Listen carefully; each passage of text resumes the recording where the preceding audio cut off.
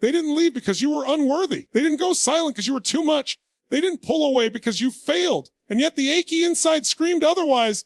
It told you the absence was personal. It told you the silence was punishment. It whispered lies so convincing they settled into your bones like truth. But let's be clear, what happened to you was not about your worth. It was about fear, not your failure, but their fragility.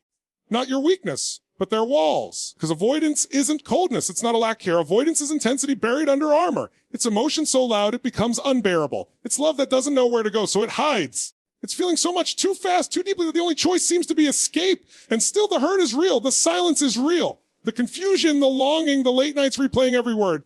Those are real. But they do not reflect your inadequacy. They reflect someone else's storm. An inner war that began long before you ever stepped into the picture. There is something devastating about loving someone who doesn't know how to stay. It's a slow erosion of the soul. You try to be enough. You try to fix it. You think maybe if I'm more patient, maybe if I give them space, maybe if I just love harder, they'll come back. But every step closer sends them further away. And every time they leave, a part of you believes you were the reason. That is the tragedy of being close to someone who runs from closeness. They give just enough to keep hope alive, but never enough to satisfy the need for safety. And over time, you learn to live in a emotional famine, starving for the connection they seem so afraid to give. It's not that they don't feel, it's that they feel too much and we're never taught what to do with it. So instead of saying, I'm scared, they shut down. Instead of reaching out, they retreat. Instead of being vulnerable, they vanish. And in that vanishing act, you're left with the echoes of everything unsaid, the unanswered questions, the unmet needs, the lingering belief that maybe if you were just less, they would have stayed. But here's what needs to be understood. Avoidants don't pull away because you overwhelm them with love. They pull away because love to them is overwhelming. It represents danger, exposure, risk. Because somewhere along the way, love got tangled with pain. Connection became suffocating. Vulnerability became weakness. Intimacy became a threat. So when they start to feel something real, when the connection deepens, when their heart begins to open, they panic. Not because you did something wrong, but because they don't know how to feel and stay safe at the same time. And so they hurt you, not maliciously, but because avoidance is a survival reflex. It's not rejection of you, it's rejection of their own emotional chaos. You just happen to be close enough to feel the fallout. That's what makes it so confusing, so painful, so hard to walk away. Because on some level, you feel the love. You see the glimmers of care behind their guarded eyes. You sense the yearning in the spaces between their withdrawal, and it makes you believe that maybe, just maybe, they'll come around. But every time they pull back, you lose a little more of yourself trying to hold them together. You keep waiting for them to choose you, to choose the connection, to choose something other than fear. But the truth is they're not ready, not because you're too much, but because they never learn how to be enough for themselves. You cannot teach someone to swim who refuses to get in the water. You cannot fix someone's relationship with love when they still believe love is a battlefield. So no, their withdrawal wasn't proof that you were unlovable. It was proof that they were afraid to love. And if you confuse their fear with rejection, you'll carry wounds that were never yours to bear. You'll live in the shadow of someone else's trauma, all while doubting your light. But the truth has always been this. Their silence was not a verdict on your value. Their distance was not confirmation of your flaws. It was fear masked as detachment, disguised as indifference. And fear always runs not from weakness in you, but from the power of what it can't control. You were not rejected. You were feared because your presence made them feel. And feeling for someone who's never been safe in their emotions is the most terrifying thing of all. It's easy to take it personally. The withdrawal, the unpredictability, the moments of closeness followed by cold, inexplicable silence. It's easy to interpret all of it as rejection, abandonment, or apathy. Because when someone you care for suddenly pulls away, the first question the mind asks is, what did I do wrong? But that question is a trap, a doorway to self-blame. It leads to nowhere but shame, because most of the time, the answer isn't about you. Most of the time has nothing to do with how lovable you are, and everything to do with how unsafe they feel in love. Avoidants carry wounds that run deeper than they let on. They grew up in spaces where emotional needs were threats, where asking for connection was met with neglect or worse, punishment. They learned early that vulnerability wasn't rewarded. It was dangerous. So they learned to build walls, not bridges, to armor up, not open up, to disappear when things get close because they want to hurt, but because closeness feels like losing control. And yet you felt the warmth, the tenderness, even if brief, the way their eyes softened when they let their guard down, if only for a moment. You weren't imagining it. They did care. But for them, caring is chaos. Loving is a liability. And attachment is a battlefield they've been avoiding their whole lives. So when the connection grows, they don't celebrate it. They fear it. Because intimacy isn't neutral for them. It triggers the alarms of past trauma. Love doesn't feel safe. It feels like exposure. And rather than lean in, they pull away, not because you're wrong for them, but because the feeling is too right. And that rightness terrifies them more than loneliness ever could. So the cycle begins. Closeness, then retreat. Moments of vulnerability, then complete shutdown. Affection, then distance. They seem present one day and unreachable the next. And you're left spinning in the confusion of a connection that seems to disappear the moment it starts to deepen. But here's the truth that changes everything. Their avoidance is not a reflection of your value. It's a reflection of their unresolved fear. It's not that they're incapable of love. It's that they've tied love to pain, to suffocation, to loss. So when they begin to feel it, truly feel it, they run because their nervous system screams that something is wrong. They misread emotional closeness as a threat. And when their brain floods with fear, the only safe option seems to be distance. So they ghost, they stonewall, they shut down emotionally, and you, unaware of their inner turmoil, begin to shrink. You question your worth. You analyze your every word. You ask yourself why you weren't enough to make them stay. But this was never about your enoughness. It was about their capacity, their readiness, their willingness to sit with discomfort instead of escaping it. When you reframe their behavior, everything changes. You stop seeing rejection. You start seeing fear. You stop seeing apathy. You start seeing overwhelm. Because even if they didn't have the words to say it, their actions were speaking a language of trauma, a language of protection, a language that says, I don't know how to stay and feel at the same time. Understanding this doesn't mean you excuse the hurt. It doesn't mean you tolerate emotional starvation. It doesn't mean you stay in a one-sided bond, hoping for their fear to transform into stability. But it does mean this: you stop making their wounds your responsibility. You stop confusing their avoidance with your inadequacy. And you stop internalizing their inability to love in a healthy way as proof that you are hard to love. They didn't pull away because you were broken. They pulled away because they don't know how to be open without feeling like they're about to break. Their absence is not proof of your failure. It's a mirror of their pain, a testament to how deeply they feel and how little they trust those feelings. It's not you they're rejecting. It's the terrifying vulnerability you awakened in them. That's the tragedy and the truth. You stirred something real, something raw, something powerful enough to unearth what they've buried. And instead of embracing it, they ran from it, because that's what avoidants do. They flee from what they crave the most. But now you know. Now you see it. And in that clarity, you begin to separate their storm from your soul. You begin to reclaim your narrative. Because when you stop seeing their distance as a dismissal of you, you finally begin to see the truth. It was never about you. The pain was real. The silence was real. The nights you sat staring at your phone, hoping they'd say something real. The moments you sacrificed your dignity just to keep the connection alive, real. And no amount of understanding about why they did what they did changes the fact that it hurt. You were left alone in a relationship that was supposed to be mutual, left carrying the weight of both your emotions and theirs, left guessing, overthinking, doubting your every move, while they disappeared into silence as if your love was disposable, as if your effort meant nothing. But let this truth cut through the fog. You are not responsible for the emotional injuries they refuse to treat. You are not the healer of someone who keeps wounding you with the sharp edges of their unhealed past. You are not the one who has to lose sleep, lose self-worth, lose sanity just to make someone else feel safe in a love they keep rejecting. Yes, they were scary. Yes, their avoidance may have come from pain. But pain is not an excuse to destroy others. Fear is not a free pass to manipulate, confuse, or abandon the people who show up. There comes a time when you must separate understanding from tolerating.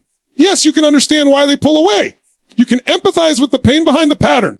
But if that empathy keeps you trapped in cycles of self-betrayal, it stops being compassion and becomes codependency. You start thinking that if you just love them better, they'll change. That if you're more patient, more quiet, more available, they'll feel safe enough to stay. But the truth is, you could be the most patient, loving, emotionally attuned soul on the planet, and they'd still run if they aren't ready. Because someone who has not chosen healing will always resist healthy love. They will misinterpret consistency as pressure. They will see vulnerability as control. They will turn your kindness into a threat. Not because you are dangerous, but because safety feels foreign to someone who has only known emotional chaos.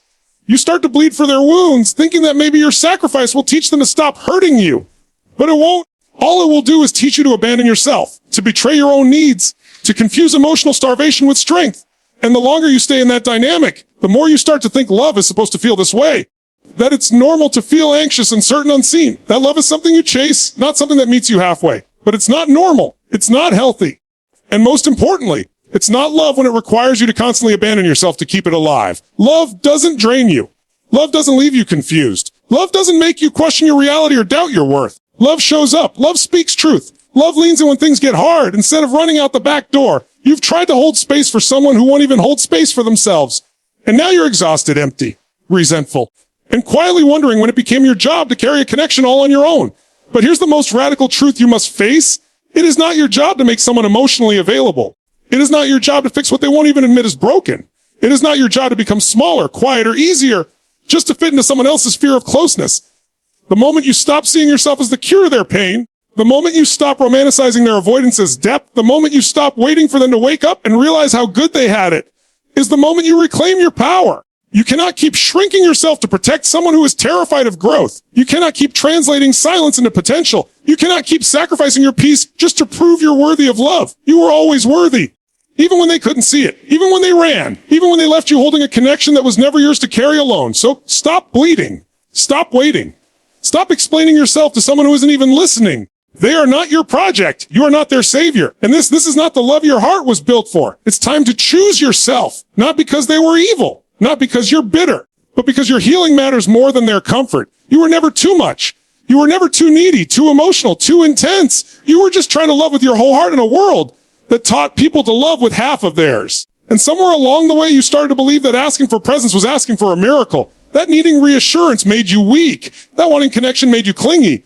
But here's the truth most never say out loud. There is nothing wrong with wanting to be held. Nothing wrong with wanting to be understood, seen, and chosen not out of obligation, but from genuine desire.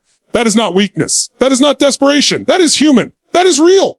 That is what every soul craves, even the ones who run from it. But you asked for it from someone who couldn't even give it to themselves.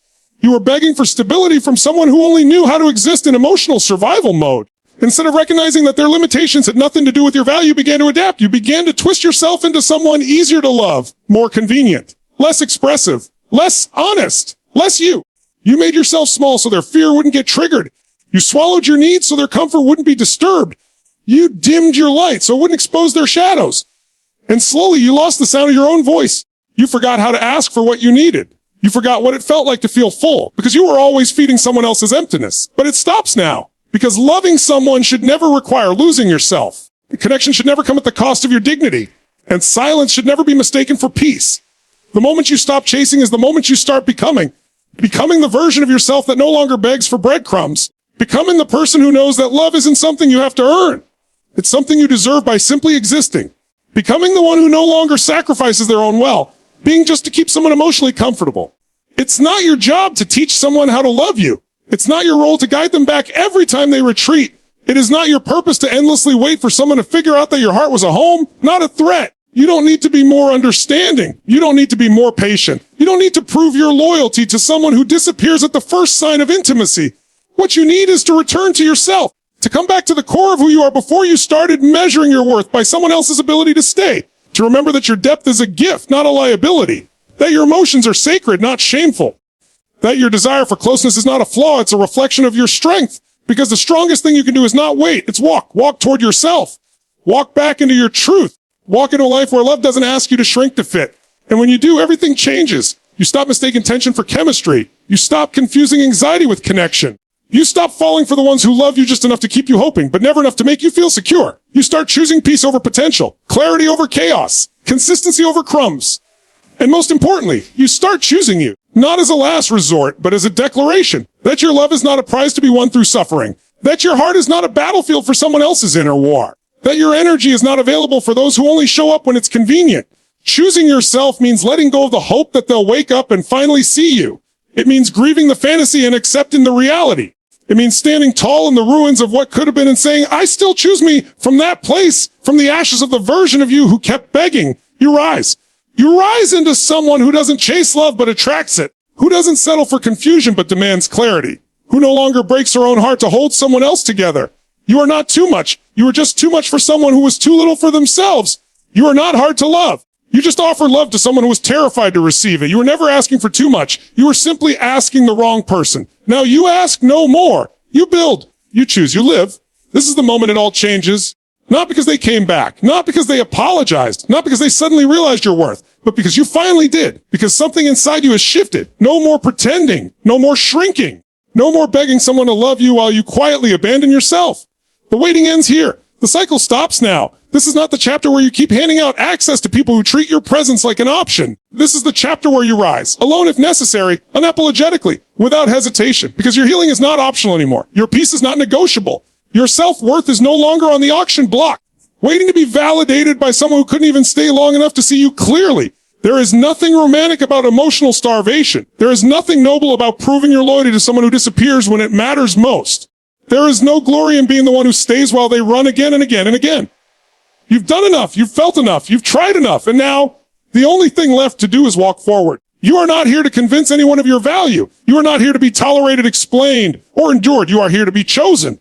Fully, freely, consistently. And if someone's fear keeps them from standing beside you, let them go. Let them sit in the comfort of their silence and the safety of their distance while you walk boldly into the life you were meant to live. Stop chasing. Stop explaining. Stop analyzing texts, wondering what they meant. Stop replaying conversations, trying to figure out how you could have made them stay. Stop romanticizing potential while your presence slowly dies from like you are not a halfway thing. You are not a maybe someday. You are a fire, powerful, pure, untamed, and you were never meant to dim just so someone else wouldn't feel blind by your light. Let them go. Let them hide behind their walls. Let them drown in the silence they chose. Because you have a life to build, a self to rediscover, a future that doesn't include waiting for someone to finally be ready. Being ready is a choice. Healing is a choice. Growth is a choice. You made yours. They didn't make theirs. That's the difference. That's the closure. You do not need their permission to move on. You do not need their acknowledgement to let go. You do not need their love to be whole. So today you choose power over passivity. You choose clarity over confusion. You choose your future over a fantasy. You choose yourself, maybe for the first time in a long, long time. And it's going to hurt. Yes, it will ache. Grief always does. But the pain of letting go is nothing compared to the pain of staying stuck. You weren't made to live in emotional limbo. You weren't born to survive off of mixed signals and unanswered prayers. You were born to rise, to lead, to speak, to take up space, to love boldly and be loved back with the same force. And anything less than that is a betrayal of everything you were designed to become. So burn the old narrative. The one that said you were too much. The one that taught you to earn love by bleeding. The one that convinced you that distance equals rejection. It ends here. You choose a new story now. One where your worth is not up for debate. One where your heart is not a battlefield. One where your peace is not sacrificed to protect someone else's fear. You walk now, not because you're bitter, not because you're cold, but because you're finally ready to stop dancing with the ghosts of people who chose to leave. You're finally ready to stop loving potential and start loving reality. And the reality is this: you are powerful. You are whole. You are worthy of a love that doesn't run at the first sign of realness. So stand up, not for them, for you. Stand like the ground beneath you was made for your steps. Walk like every ounce of your being remembers what it's like to belong to yourself. Rise like the world has been waiting for you to wake up. Because it has. And now you're here.